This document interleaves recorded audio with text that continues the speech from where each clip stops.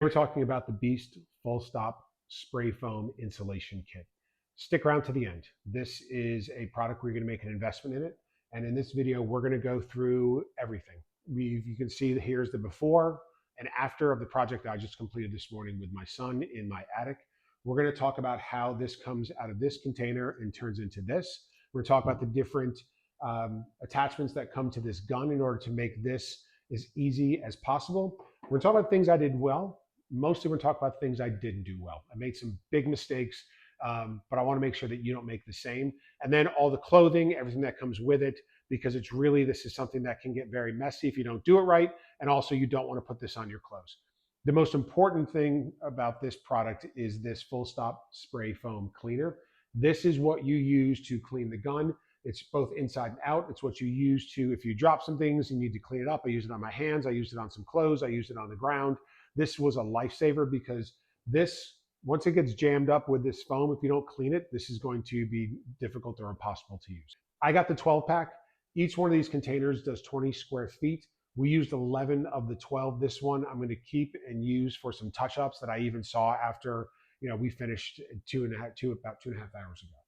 So let's talk about how this works. What happens is you use the gun with this container. So this is what you do. You're going to take this off. I'm not going to do it because I don't want to use this up. And you're going to twist this onto the gun. It's going to sit there.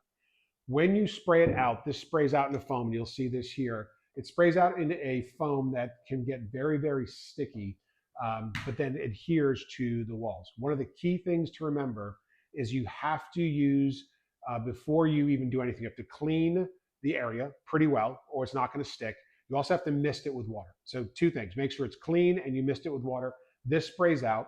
After about 15 minutes, it starts to turn hard like this. This is more like a styrofoam. You can hear it kind of break off. This is what fills all the gaps and all the nooks. And I really like what this did. And as you can see, I've got a lot of nooks around where I'm doing this. A lot of joists and beams and 2x4s. I've got a door that someone put in there. I wanted to cover all of this to keep that barrier there. The product comes with this gun, which is nice. It even has a little bit of a nozzle here that you can turn left, right, up, and down. Once it's in top, you spray the gun, and then you can adjust the width by turning right back here. What comes with this is 4 things. Each of these bottles has 2 of these inside of it. So you'll see when you get it, there's 2 of them in here. I had 24 of these, and trust me, in my attic, I lost a few. What they do is this blue one is for the walls. This is going to come out in a wider spray. You're going to snap this on the end of the gun, and hopefully I can do it here while you're watching. And you snap it on, and it sprays out. You can also adjust the stream back here. This one is for the ceiling. Because this gun's like this, and you're sitting this here, turning this up makes it really difficult when this starts to get even halfway low. So this one, the black, when you put this on, there's a notch here. And so as you're spraying, you can keep this straight, and the stream is going straight up. And you'll see here that I do that. I keep this straight and the stream is going straight up. This was really good in helping me get to the ceiling. I didn't do a ton of the ceiling, but enough of it. Then you have these 2 plastic pieces. One looks like a straw, one looks like a really tiny straw. Both of these I used in really tough to reach places. As you can see, I've got some areas that have some nooks around a door that I really wanted to get into. Once you spray this in, it goes thin, and then it really expands out. And so it kind of takes away all of the surface area that can radiate the heat, and it's going to push that back. And that's what I really, really liked. So the other day, I did a video where I put on the outfit to show what it would look like, and so you can get a better idea of how it would fit, and if there's anything else that you need to get. So let's jump to that video, then we'll come back here and talk a little bit more about how we did this. Again, some of the big mistakes I made and things that we can learn from. Okay, so this is the look that you're gonna have here. As I said, I'm about 6'2 and a half, about 235 pounds. So, if you're much larger than I am, this might be a little bit tight to put on, but I like how you have the elastic here on the bands, both on the arms, down by the ankles. You also have the booties. I will tell you, do not wear your Sunday best shoes. My shoes, I'm about a 13, so anything bigger than this, these might be, again, a little tight, but don't wear your nicest shoes. Here's why they're having you do this, because what the The insulation, and they talk about putting down a drop cloth and all the things you need to do before you set it up.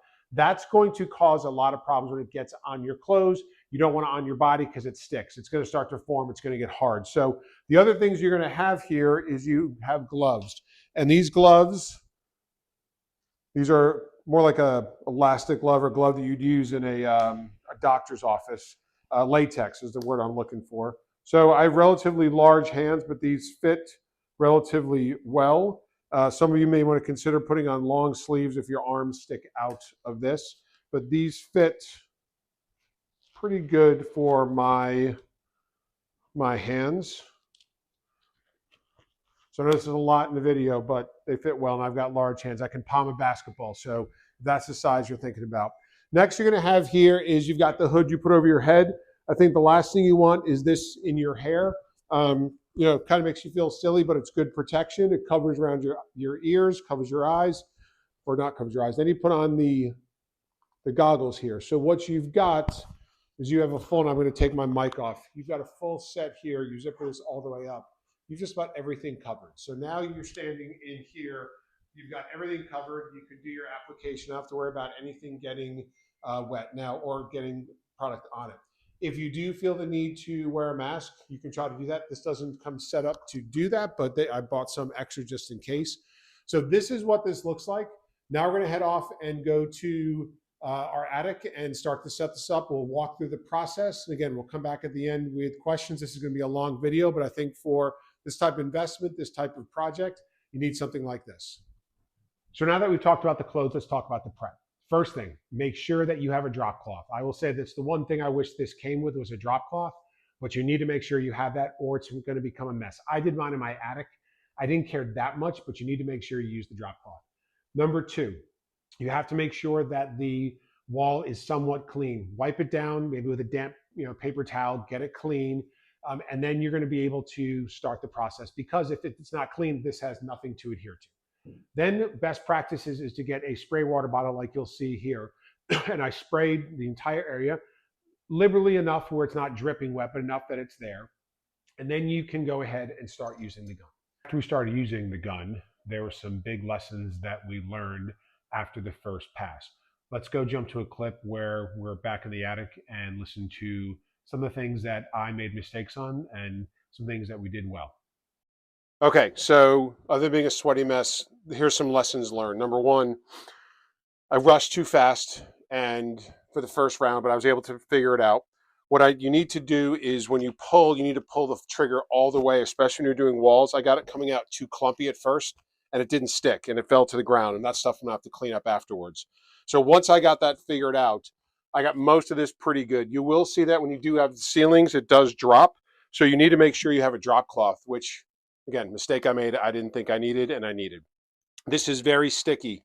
This is why this can is so important to clean. My gloves are a mess. This is a mess. Part of this is my own fault. Part of it's just the fact of the product. But this does get sticky and then it starts to harden up. So you need to make sure you clean it with this. So I'm cleaning this area here to make sure it works. I've got my drop cloth here that I'm going to be throwing away that we will clean this out with. But this smells like an alcohol based, which will clean this up. And then you take the nozzle off the top. You screw it onto the unit here, just like you do the other cans. And then a few sprays to clean out the inside. So there we go. So we've got that cleaned up. I do think that it says, this is expanding, as you can see here. This is getting to be puffy. It's definitely something where you need to take a little more time than I did. But I do feel that once I started to figure it out, it got in good shape. I will be able to pull some things off if I need to. But remember, this is an attic, so I don't care so much. But overall, so far, this seems to be working like it said it did. And the stuff I've done already is getting pretty hard. So as you can feel that, it gets pretty hard. So we're going to give this about 20 minutes. We're going to let this cure. I'm going to clean up a little bit. And then we're going to start back up with the second round, which is going to be first, again, spraying the water on it. And then I'll do the second touch with the rest of it. Okay, all right, so here for the second round, there's clearly some spots that I missed. There's also some spots that I have too much on. So I'm going to try to do a nice even coat to see how this works. We're going to put this back on time lapse so you can see how this goes, but I'm excited about the next steps.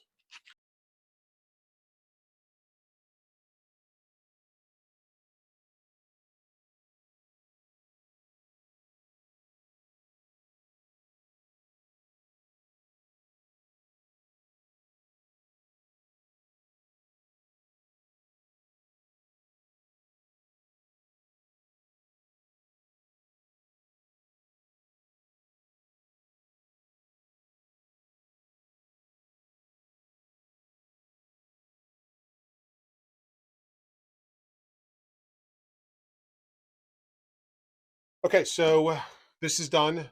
Went and showered. It was hot up here. Everything turned out, I think, better than expected. So when I look here, this is really puffed up, and if you can feel this, this is a hard styrofoam. This isn't soft anymore. It kind of breaks off, and you can see it like that. I've got what I really like is it's gotten into all the cracks. So I wanted to fill all the cracks. I wanted to fill into the ceiling. You see how it's really expanded well. There's obviously some places I now realize I can probably touch up, but this is an hour after this was done, and I'm really happy with the work. If you look to the floor, you definitely see there's some cleanup. Now this is an attic, so I'm not that concerned about it, but this is why it's really important to have a drop cloth to make sure you keep everything clean. Um, but my whole goal here is to keep this from getting the heat from my attic getting into my son's room, like I said. So we're gonna probably in the next couple of days. It's not hot today, but the next few days it's going to be probably 95. We're gonna get a thermometer and put it in here. We'll put one in the room, see how well it changes, and hopefully we can pull that AC unit out. So let's jump downstairs. We're gonna wrap this up by things I've learned and some things that we can really work through. But I would say this: if you are in the market for a sealant, some type of blown or styrofoam or foam, spray foam that's going to help your, the heat in your attic. So far, this is working exactly like I wanted it to. So that we finished upstairs, let's wrap this up. So let's talk about the things that we learned from this. Number one, it's very important to prep. Have the right clothes. Make sure that you have a drop cloth, especially if you don't want to have sticky or hard blue stuff all over the floors. Number two, I think it's important that you realize that this is going to work really, really well, but that you need to clean it. And I think that was something that I learned very quickly was making sure that you have this by your side to clean the gun both inside and out is important. When you are using the gun, the first things you're going to do is you need to make sure that your spray, the strength and the power is pretty strong. So to get that wide width of coverage, you need to have the gun pulled all the way, and that's going to give you the ability to spray really wide and be able to get that first round of coverage. When I started to go really short and not pull the trigger back too far, it got a little clumpy and gloppy and it fell to the ground. If you saw that in the first round, I know that was on a fast pace, but those are the things that we really saw. So keep it clean. Make sure that you wet it with a mist of a spray bottle. Have a drop cloth. Wear the clothes that they tell you because you're going to get stuff everywhere. Make sure that you use both the right way and how you put it in. Make sure that you use the right tops, whether it's the black or the blue, or you're going to use the two straws, I call them. This is something to make sure you have by your side at all times. I think if you do that, it's going to be very easy. I didn't think it was that difficult. And like I said, I'm not a DIY guy. So, as I said earlier, if you're in the market for, a foam insulation that you can do yourself, I think this is a great product for you to take a look at.